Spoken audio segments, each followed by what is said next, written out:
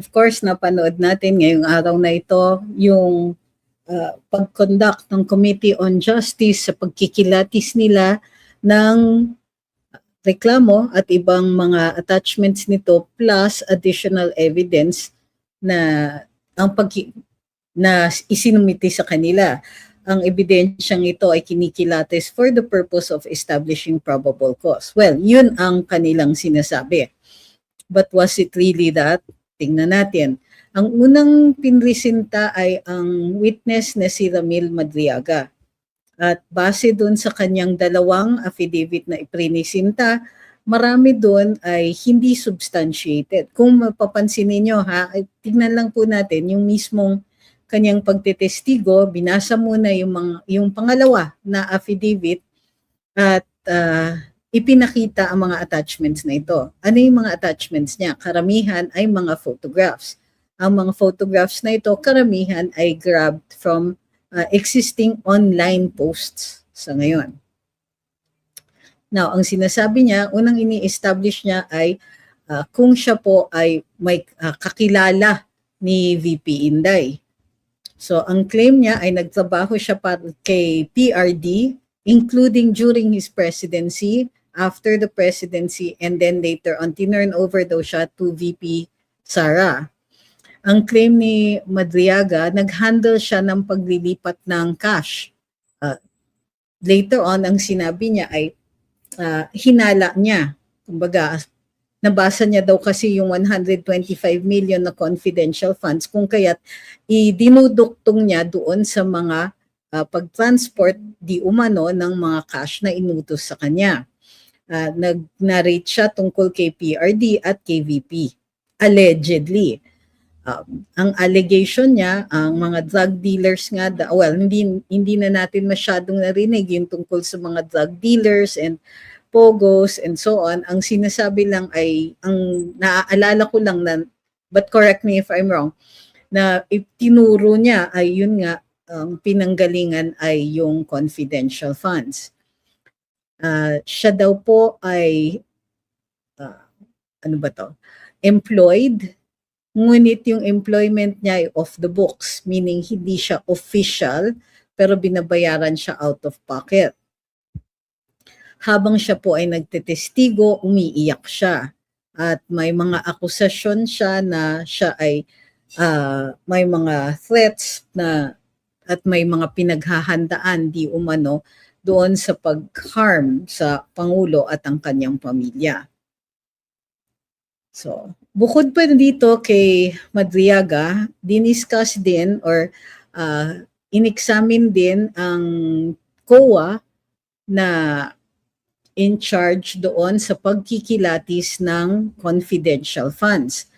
At ang testigo niya ay base doon sa kanyang mga sinabi o sa affirmation ng kanyang mga sinabi sa pagdidinig sa Committee on Good Governance.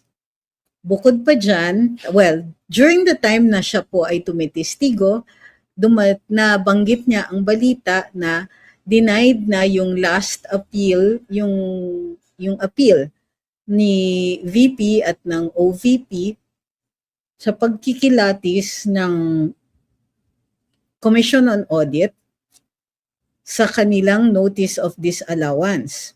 So, ano ang epekto nito? Kapag ang notice of disallowance o yung appeal dun sa within the agency ng notice of disallowance ay disallowed. In other words, hindi pinayagan yung kanilang motion for recon or yung kanilang appeal, maaaring idalin ito sa hukuman.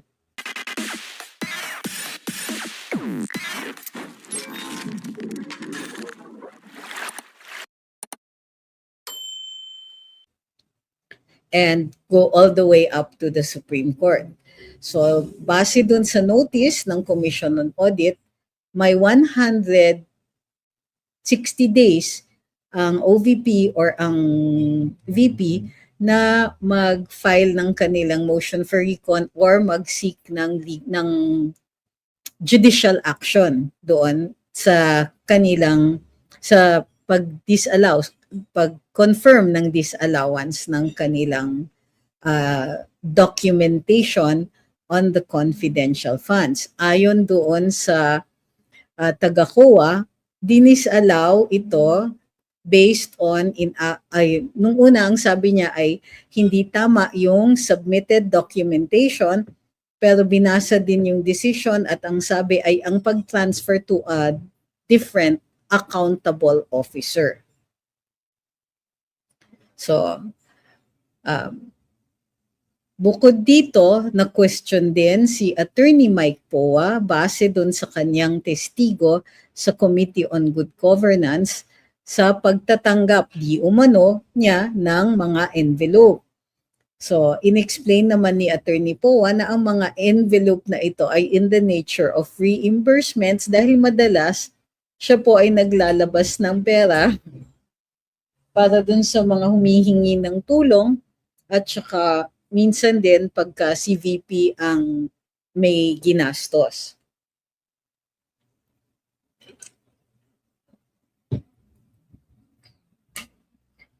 Yun. Matapos ang kanilang mga testigo na diniscuss din o humingi ng subpoena duces tecum si Congressman Chel Jokno.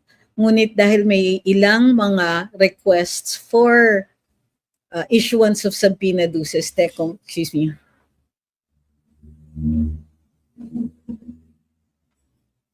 dahil may ilang mga requests for subpoenas duces tecum, nag-revert sila to the original motion which was filed by Congressman Percival Sendanya. At ang inapprove ng committee is mag-issue ng subpoena duces tecum to the Anti-Money Laundering Council na dalhin ang mga covered and suspicious transactions that were reported to them, if any, on Sara and Mans Carpio. Yun yung kay VP Sara and Mans Carpio, and any and all investigation reports na kaakibat nito. Bukod pa dyan na report na hindi pa rin binibigay ng OMB ang SALN ni VP Inday. Okay. So, ano ang tingin natin dito sa pag-conduct ng hearing? Well, unang-una, alam natin na pigil ang mga kongresista sa kanilang mga katanungan dahil nga hindi na sila pwede ng probing questions. Dahil kung probing questions, ito po ay magiging in the nature of a trial. So, bawal po ang trial, ito po ay evaluation lamang ng ebidensya in order to establish probable cause. Gayunpaman, walang pagpupulis sa mga kongresista sa kanilang mga manifestations kung saan maaari silang magsalita ng kahit ano pang sabihin nilang pag-aakusa o mag-establish ng non-existent facts o gumawa ng mga konklusyon na hindi naman din base sa mga ebidensya na kanilang kinikilatis. Ika nga ni Rust 5344 dito sa YouTube, what a cringy hearing.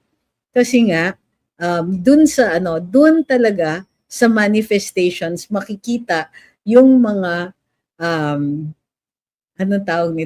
mga non-related statements o kaya mga statements na overreaching. Hindi naman base dun sa tinatanong, hindi naman base dun sa established na ebidensya, napakalawak ng kanilang discretion sa kanilang sinasabi pag hindi sila nagtatanong sa mga witness. In general, however, maganda na rin yung pag-file sa Korte Suprema because napilitan yung House to limit their movements solely doon sa pagtatanong at ng clarificatory questions. Hindi perfect yung kanina at medyo napaparol ako ng mata doon sa mga conclusions na ginagawa ng ilang mga kongresista at din sa kanilang mga medyo overreaching statements. Gayunpaman, ito still a good thing na limitado yung kanilang pagtatanong.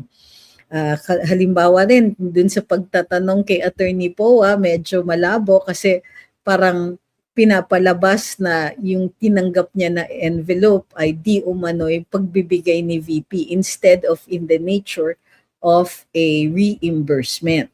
Okay. Bukod pa dyan, marami doon sa mga prinisinta, they do not implicate the Vice President directly. Ang sinasabi is the Vice President is the accountable or one of the accountable officers doon sa pag-disburse ng confidential funds.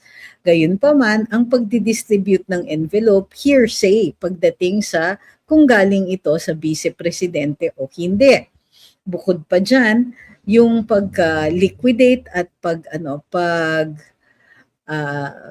accept ng mga liquidations and so on relied on recommendations of dun sa mga officers that were in the field or were actually conducting the intel operations. Kapag ganyan, kapag ang accountable officer o ang head of agency ay gumawa ng desisyon base doon sa rekomendasyon ng mas nakakaalam. Halimbawa, yung mga taong directly involved in a project, yan po ay hindi binibigyan ng kumbaga leeway sa government procedures. Ito po ay desisyon ng Korte Suprema na tinatawag natin the Arias ruling.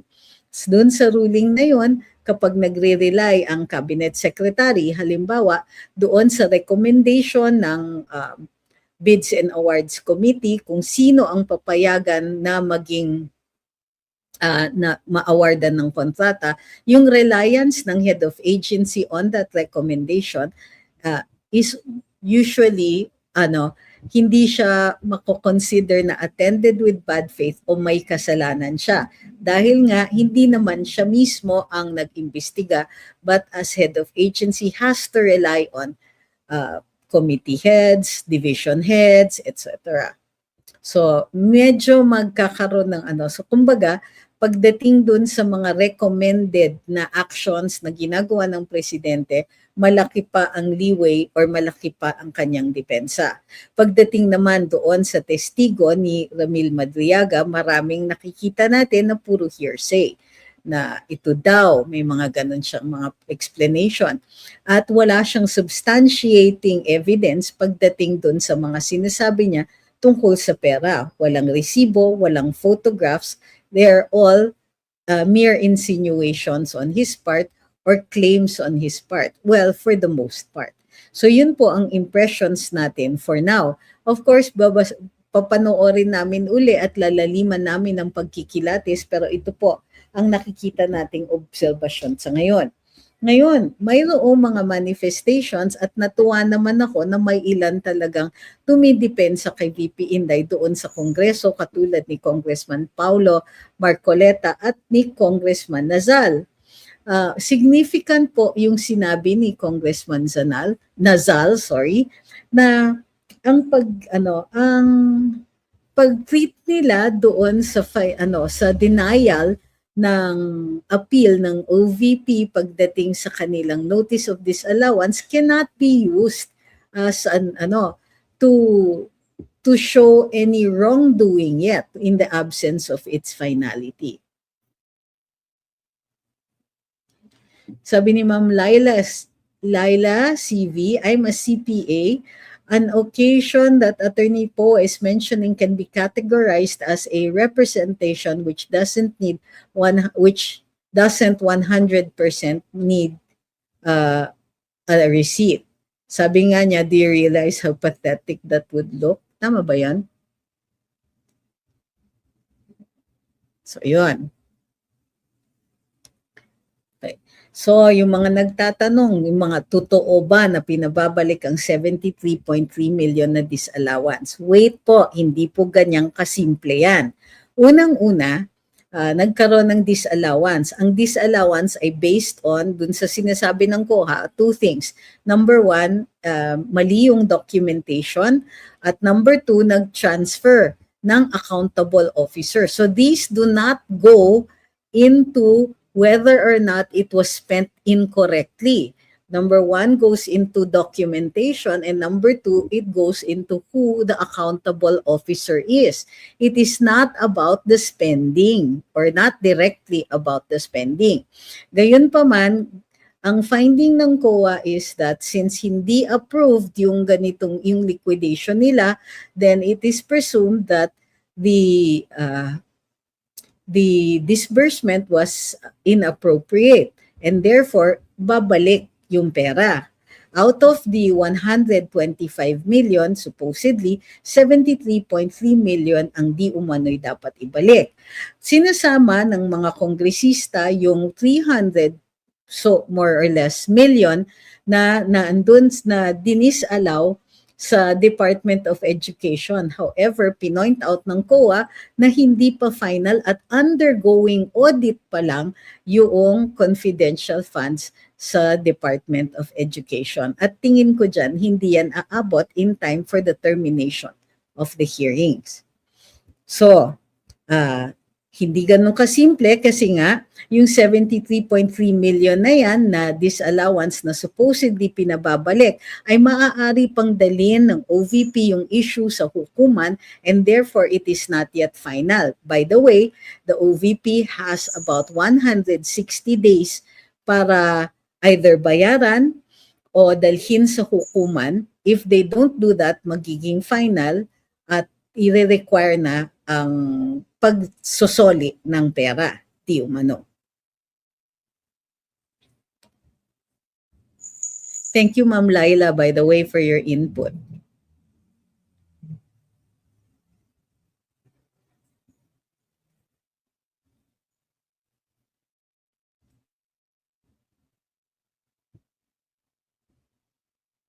Umiiyak pa kunwari si Madriaga, sabi ni Chester, nung binabasa yung paragraph 46, pero wala namang pong nakakaiyak sa laman. Totoo yung section na yon, best actor. Ganito ang tingin ko dyan. But, you don't, this is an opinion. Maraming reasons para umiyak.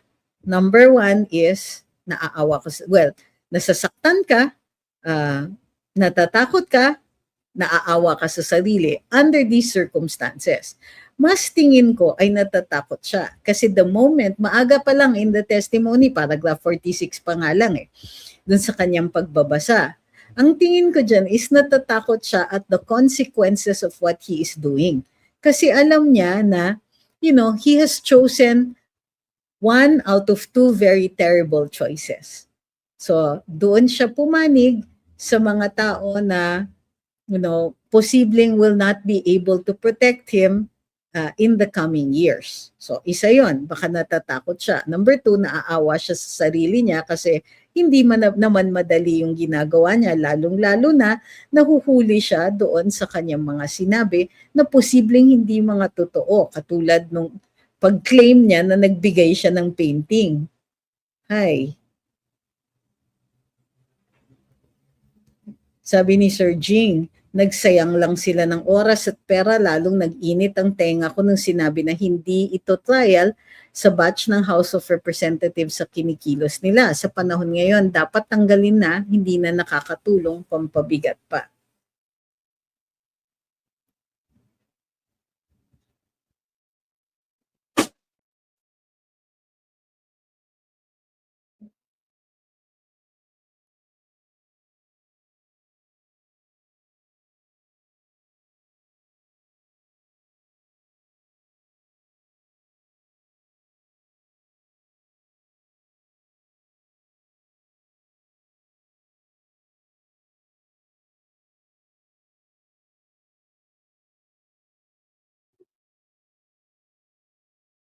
Okay lang, Ma'am Laila. Sabi niya, do you really think that when you, hand a help, you need to ask them to sign paper? Oo. Pagka nagbigay ka ng tulong, hindi ka naman nagpapapirma, sabi ni Ma'am Laila.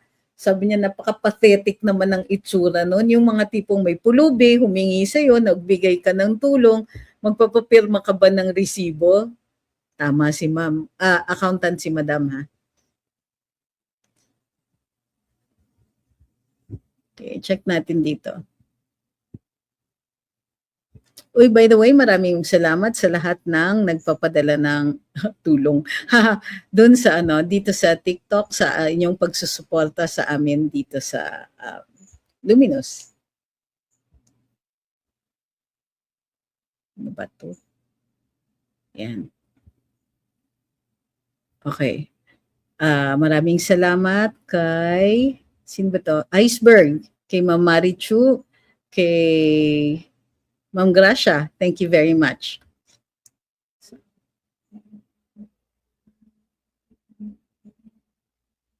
Sabi ni Ma'am Gracia, kaya nga napaka-entitled ng House of Crocs. Totoo. Parang kunwari pa kayo na trying to be fair eh napapansin naman doon sa inyong mga so-called manifestations. Totoo po ba na nabasa ko na pala yan. Okay.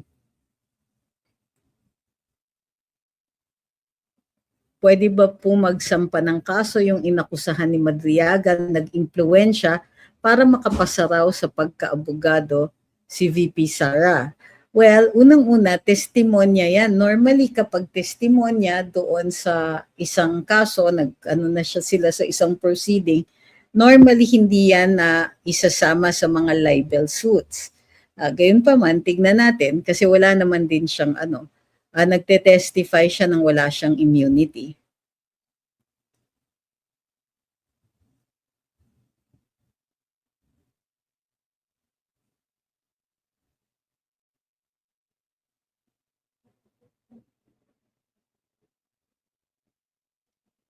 Sabi ni Avelino, self-pity ang iyak niya, delikado siya sa pag-upo.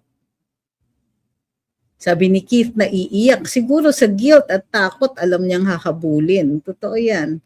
Pero natawa ko, yung ginagawa po kasi ni Chairperson Luis na, are you crying? Let's put it on record that so-and-so is crying while reading, ano yung paragraph yan? Paragraph 46. Yan.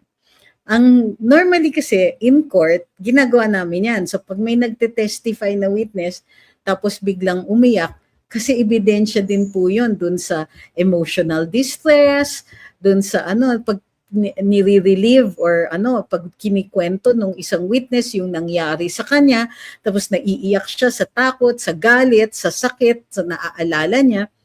Pero in this case, parang magba-backfire yata yun. Kasi nga, wala naman, wala naman siyang binabasa na threat o direct threat sa kanya and so on. At the time,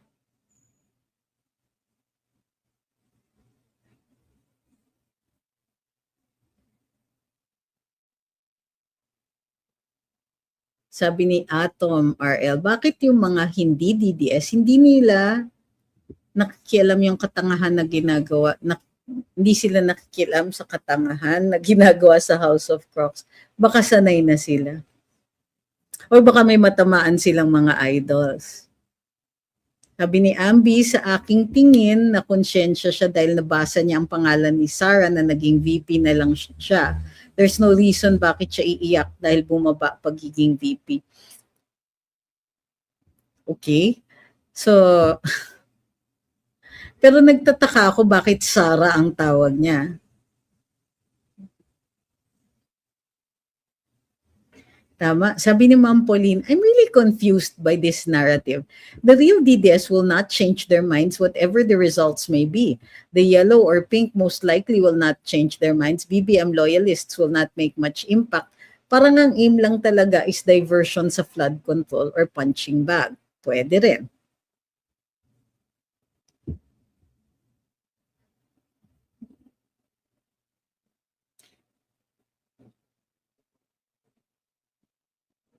Sabi ni Francisco Reyes, mas malaki pa sa confidential funds yung gastos nila sa proceedings. Aksaya sa resources ngayong may oil crisis. O nga eh. Abs, sandali lang po ha. Could you give me a minute or two kasi ang dami palang naka-on na ilaw, masyadong sobrang gastos sa kuryente. Saglit lang po.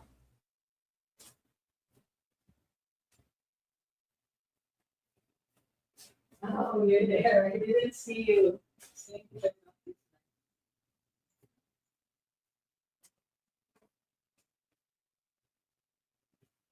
Ay, pasensya na po sa ating Sabi ni Chris, diversionary tactic lang yan. Salamat kay G. Longog. Sir break. Tulog eh. Init na init si Sir. Nakahiga lang talaga. Pati si Bart, alam niya yung cat ko na si Barty. May big fat Persian cat. Nako, pag kinulong muna namin kasi nagsisik siya ng mga malalamig na places, may backyard ako. So, doon siya sa ilalim, sa mapuputik na lugar, para siyang kalabaw.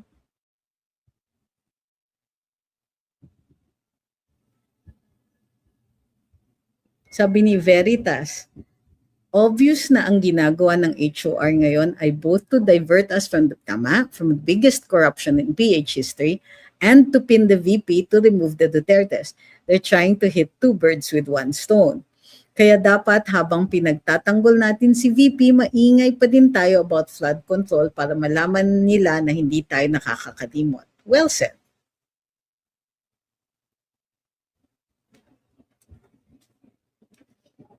Sabi ni Wendell, makaiba po ba ang legal interpretation ng probable cause at sufficiency in grounds?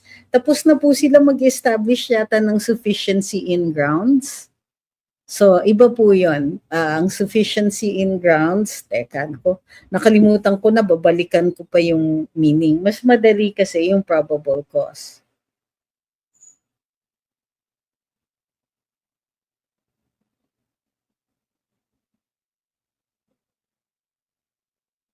Sabi ni Kambal, this is only my observation that it seems that Madriaga is not the one who wrote his testimony. Is that legal? Well, it could be that somebody else wrote the testimony, pero pag inako niya, he makes it his own. Totoo, sabi ni Mark, sabi daw ni Attorney Paulo Panelo, weak link si Madriaga sa kaso niya. Ako, I agree with that. Agree ako dyan sa finding na yan.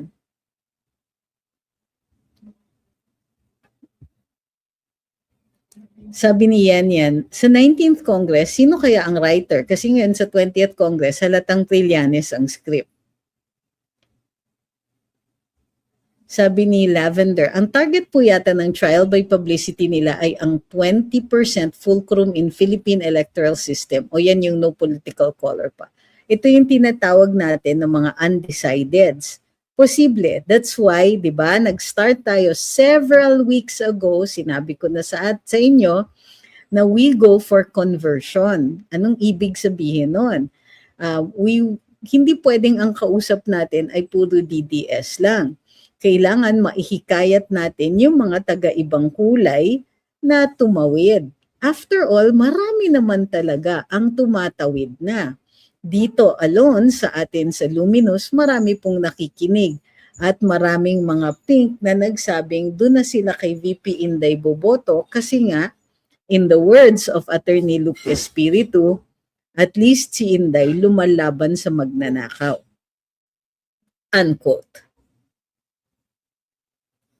Sabi ni Nefer P2, sabi ni Madriaga, hindi daw siya ang gumawa ng ebidensya niya na video call.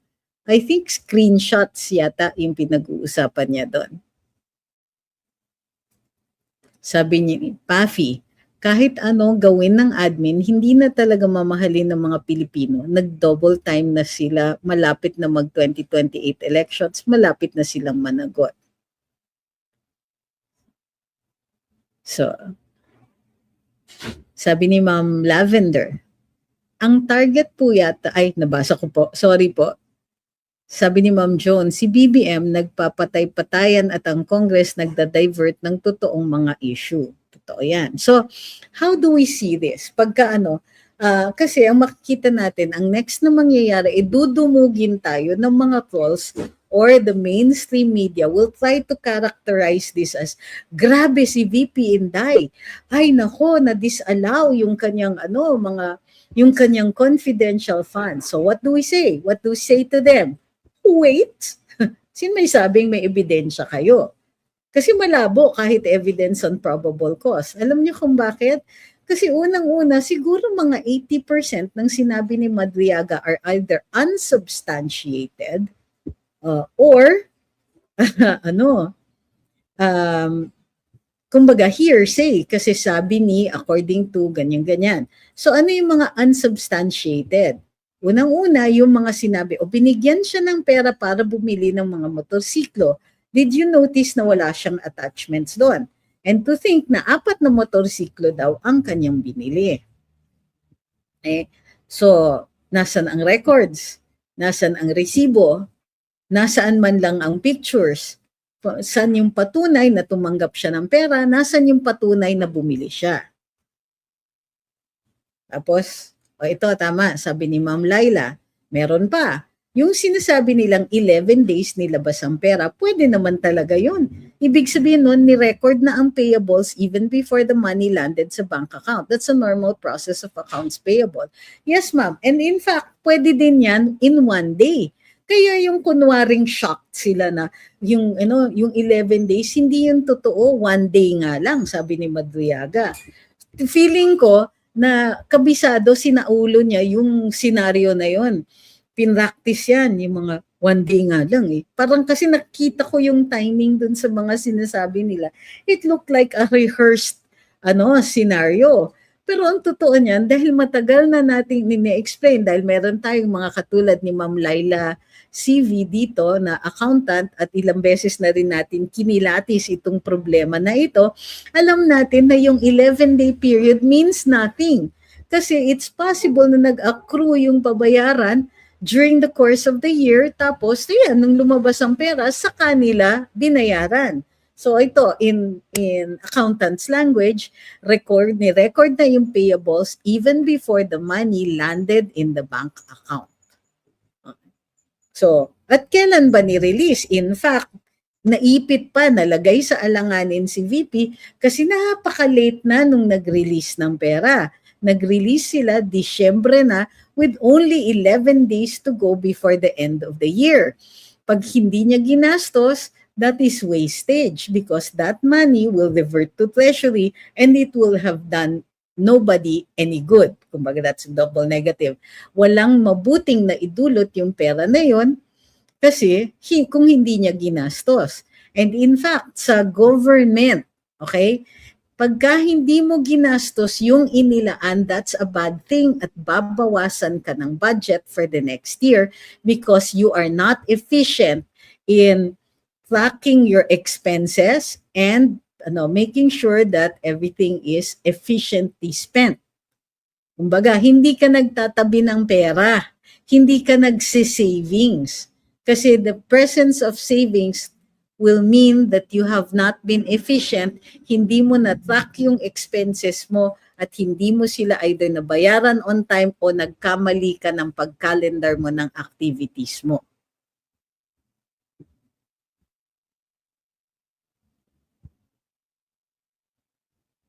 Sabi ni Miko, pwede bang i-disclose ng EMLC ang bank accounts ng mga Dutertes? Ang pinapasabpina are yung mga may covered and suspicious transactions. Okay, nasa batas po kasi yan. However, ang sinasabi ng AMLAC is that normally, lahat ng mga transaksyon na ito ay hindi pwedeng isa publiko. Ang ginagawa ng Congress is they're pushing their limits. Pinagusto nila ilabas ng AMLC yan para isa publiko nila during the proceedings in the determination of probable cause. Ang argument dyan na dinala sa Korte Suprema is that hindi dapat yan nilalabas kasi that is private. And hindi pa napapatunayan ng House of Representatives na sila ang may power na ipasabpina ni mga yan.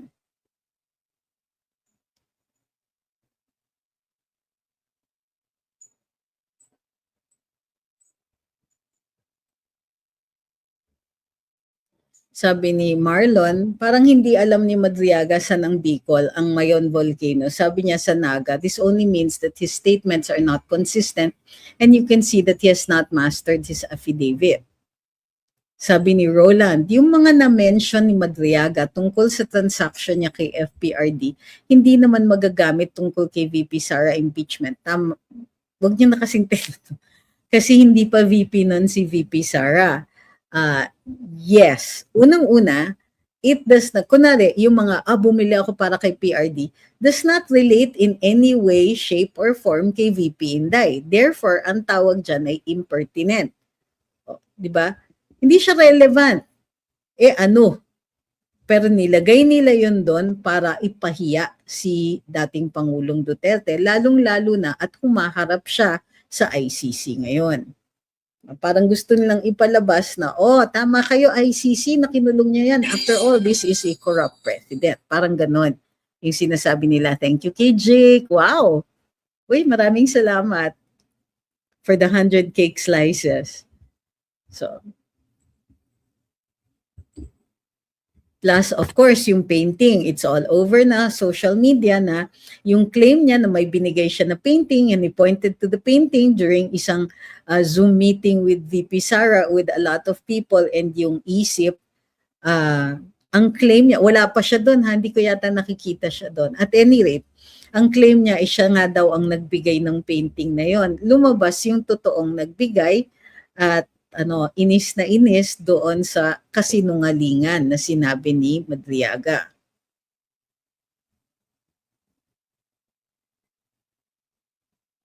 Sabi ni Emil, good evening. From the start pa lang ng hearing, nag-declare na si Luisto na it is not a trial. Careful din sila in their way of questioning, but in your opinion, are they still doing a trial with the proceedings? Well, hindi ko pa nakikilatis ng buong buo. You'll have to ask me that again pagkatapos ng proceedings na ito. Okay.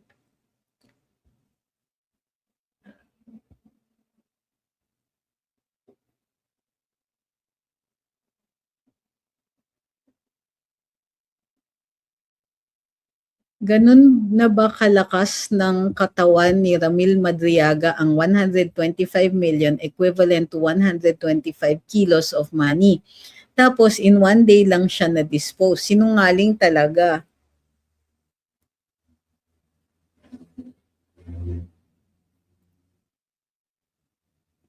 Tino was trying to twist the facts pero hindi siya umubra kay Attorney Poa. Yes.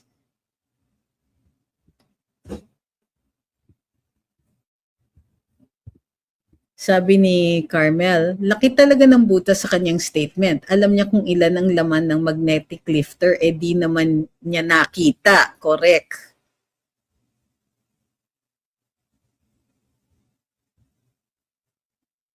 Sabi ni Bis Jap, parang sahod ko lang din, ubusin na few minutes kasi nakahilera na yung bayarin. Correct! Thank you sa inyong dalawa ni Madam.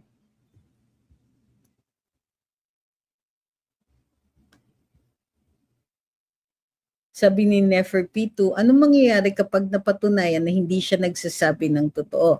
Well, pwede siyang kasuhan ng perjury.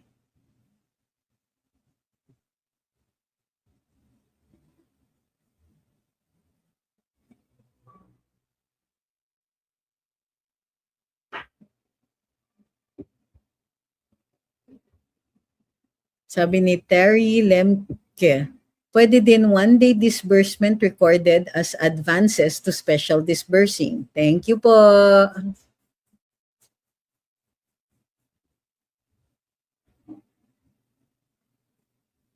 Sabi ni Cloud, totoo po yan. Some businesses na ka-transact ang government always nag-iintay ng payment from government institutions for 3 to 6 months pa sila bago mabayaran. Totoo yan, bagal nila magbayad.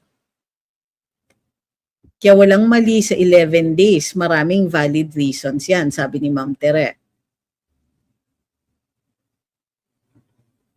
Sabi ni Strictly, ang main issue is na late sila ng release ng pera. Kung may outstanding payables ka na, natural. As soon as maging available ang funds, ibabayad mo yan. Halatang niloloko lang tayo ng mga yan eh. Totoo. Pero yan ang pinakamalaki nilang ebidensya, so to speak. May maikakaso ba yung mga nagbigay ng painting? Ba yung nagbigay ng painting kay Madriaga? Perjury.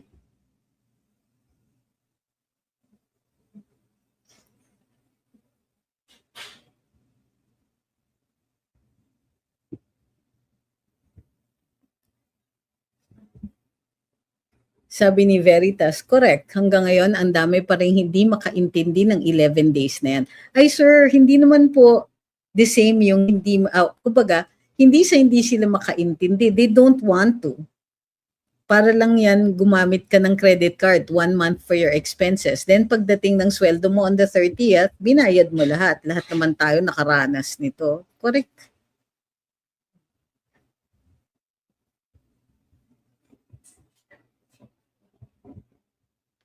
Di ba banks generally do not accept checks written or printed in red ink? Yes. Blue or black lang. Normally, they ask kung pwedeng black.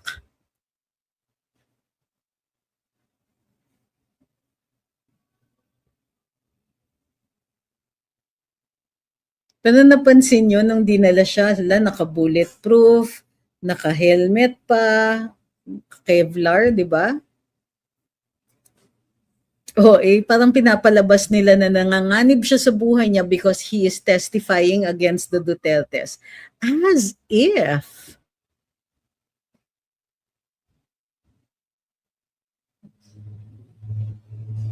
No. Sabi ni Lavender, tama po ba ang dapat na ma-proof beyond reasonable doubt ng prosecution sa Senado is kung napunta ba kay VP Sara yung 612 million or 125 million confi funds, otherwise talo po sila? No. Unang-una, hindi po proof beyond reasonable doubt ang quantum of evidence sa Senate. It's whatever persuades the senators. So walang ganon. Pwedeng mas mababa yung quantum. Kung napunta kay VP Sara, dun sa kaso ng violation ng graft and corruption, kasi yun ang isang ground for impeachment. So for that particular ground, kailangan mapatunayan na yes, may government funds na pumunta sa kanya o naninakaw niya. So kailangan may proof na nakuha niya o mayroon siyang gain over that at mayroong malicious intent, meaning hindi yan accidentally may nagdeposito, yung mga ganyan, kailangan may intent. Tama, sabi ni G. Longog, I'm still waiting for the ultimate facts, still not convinced that Sara did anything wrong. The same. Parang ang daming imbento masyado dito. Plus, there are also things like yung hirap mag-transact with government. Totoo yan eh. Ang hirap ang dami mong rules about what to spend, what not to spend, where to go, what not to. In fact, itong entire hearing na to underscores that sometimes itong COA regulations, hit or miss yan eh. Minsan, because I have been with the government agency. So, yung mga kunwari, for me, nahirapan ako dun lang sa travel. Madalas, sinusoli ko na lang yung pera kaysa yung maliquidate ko lahat. Kasi minsan, pag wala kang kasama, tapos ikaw ang tabi ka ng tabi ng mga resibo, but somehow or some way, may mawawalan ka ng resibo and all that. So, ang ginagawa ko na lang, okay, kahit nagastos ko ng maayos, dahil hindi mo mapatunayan, balik ka ng pera.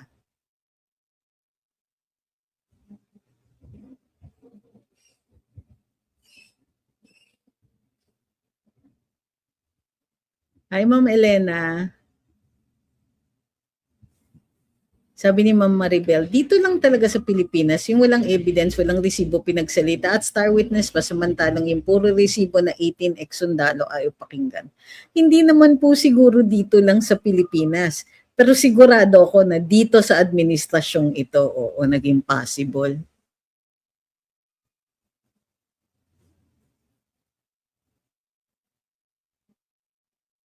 Sabi ni Charlotte, since Madriaga is under oath, ano po ang punishment pag na-determine na perjury, ma'am?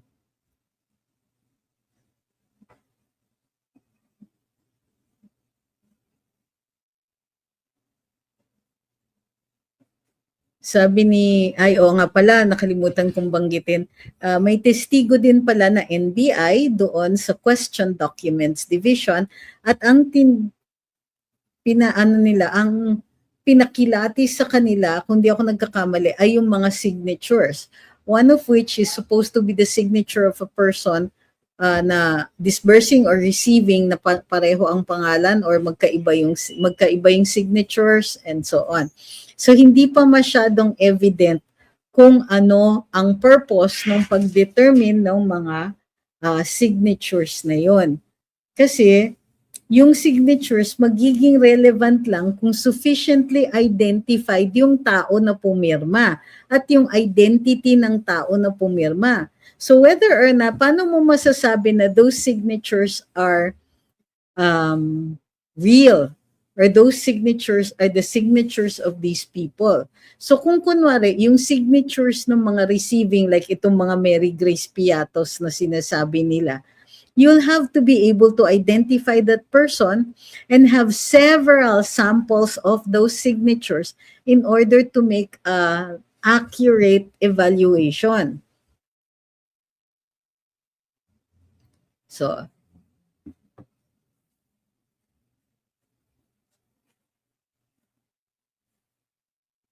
o yung mga Googleable questions, wag na sa aking itatanong kung ganong katagal ang penalty ng perjury. Sabi ni Pauline, in a global company with credit cards for business trips and expenses, you submit receipts for approval after, then they transfer money to your personal account. The credit card will deduct from your personal account. Okay.